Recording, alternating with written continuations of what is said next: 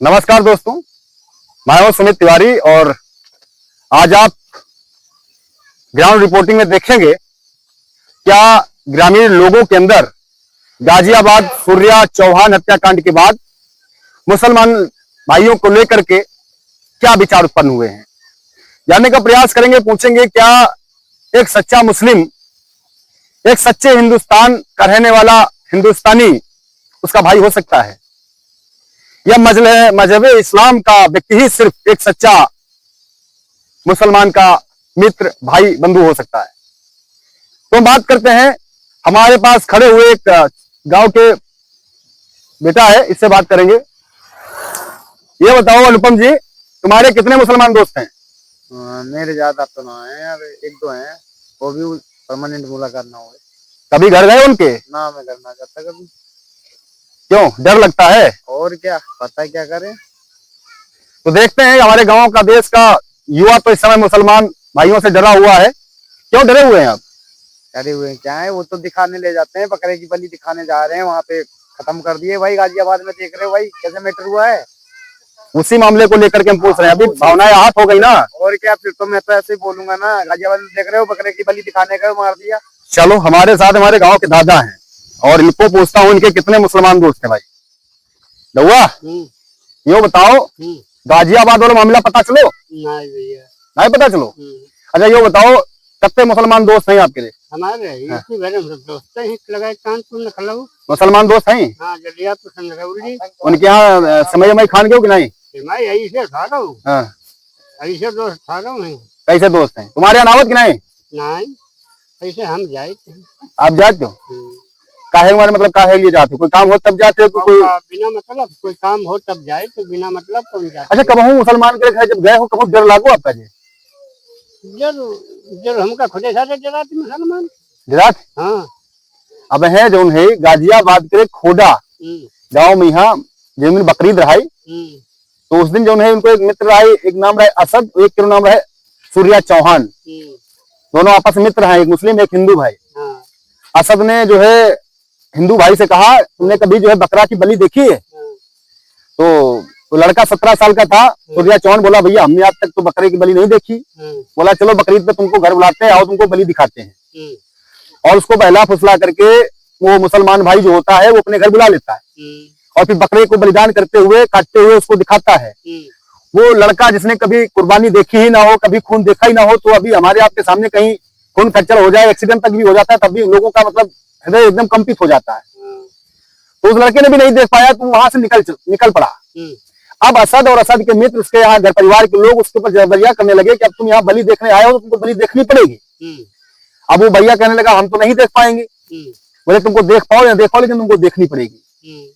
अब लड़का वहां से निकलने का प्रयास करता है, तो जो असद उसका मित्र होता है, इतने में उसके चाकू भोंक देता है। बोलता है अगर तुम बकरे की बलि नहीं देख सकते हो तो अपनी कुर्बानी होते हुए तुम देखोगे, अपने आप को बलिदान होते हुए देखोगे, आपकी अपनी मौत को अपने आंखों के सामने देखोगे। अब जब चारों तरफ से सूर्या चौहान अपने आप को फंसता हुआ देखता है, वो समझ जाता है कि अब शायद मैं गलत जगह पर आ गया हूँ, मैंने गलत आदमी पर भरोसा कर लिया है, तो वो भागता है। मीडिया रिपोर्ट्स के अनुसार अगर हम बात करें, टीवी चैनल पर जो बताया जा रहा है कि 200 मीटर तक भागता है, जैसे यहां से लेकर के ये अनुराग वाले घर के आगे पुलिया के पास तक, इतनी दूर तक बेचारा भागता है प्राण बचा करके। लेकिन फिर भी वो मुसलमान जो लोग होते हैं, असद के परिवार के लोग, मित्र लोग, उसको दौड़ा लेते हैं। और आखिरी में जब, क्योंकि रक्तस्राव भी हो रहा था, उसको पहले ही पेट में 4-5 चूरा मार दिए थे, चाकू मार दिए थे, खून ज्यादा बह जाता है, फिर आखिरी में वहां पे 200 मीटर के बाद में गिर जाता है। और गिर जाता है तो फिर वही मुसलमान जो लोग थे उसको चाकू भोंक भोंक करके जो है मौत की घाट उतार देते हैं। अब ये पूरा समाज, पूरा हिंदुस्तान में जो है इस समय हाईलाइटेड मुद्दा है। और इस समय आदमी बार बार यही कह रहा है कि हर बार कोई भी अपराधी जो होता है, कोई भी आतंकवादी होता है, या ऐसी सोच ये मुसलमान की क्यों होती है? आज हम चाहे हमारा कितना भी अच्छा मुसलमान हमारा मित्र हो जाए, लेकिन हम उसको हमेशा शंका की ही निगाह से क्यों देखते हैं, उस पर पूर्ण भरोसा क्यों नहीं कर पा रहे हैं? क्या कहोगे दादा, बताओ? क्या कहोगे मुसलमान भाइयों से? बताओ क्या कहिए, तुम बताओ क्या कहियो भाई? का ऐसो करीबे चाहिए, करीबे नहीं चाहिए, लेकिन जो समझ में आवत तो करते, जो समझ में आवत है तो करते।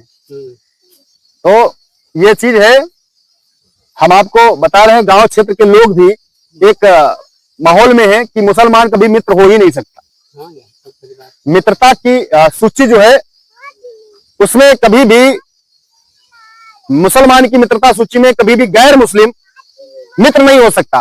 अगर वो मित्र कितना भी क्यों ना हो जाए, लेकिन वो हमेशा अपने आप को एक शंका के दायरे में रखता है कि पता नहीं कब ये मित्रता खत्म हो और जान की बाजी हमारे सामने आ जाए, हमारे लिए प्राण संकट सामने आ जाए, कभी भी हमारे जीवन को खतरा हो सकता है।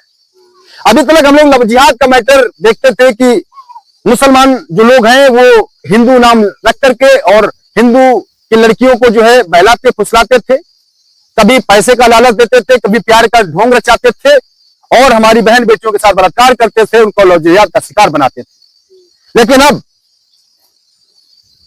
मित्र बनाकर के भी गला काटा जाने लगा है और ये बहुत बड़ा चिंता का विषय है।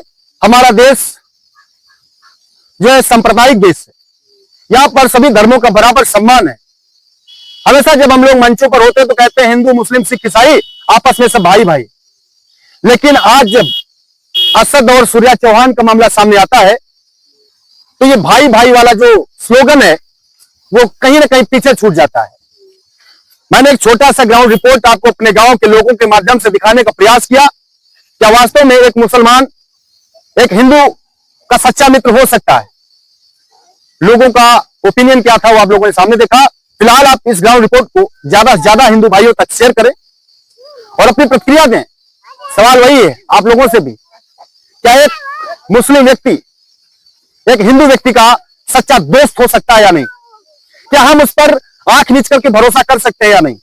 क्या उस मुसलमान के दोस्त के घर हम बिना डरे हुए, बिना अपने मन में सवाल किए हुए स्वतंत्र रूप से जा सकते हैं या नहीं?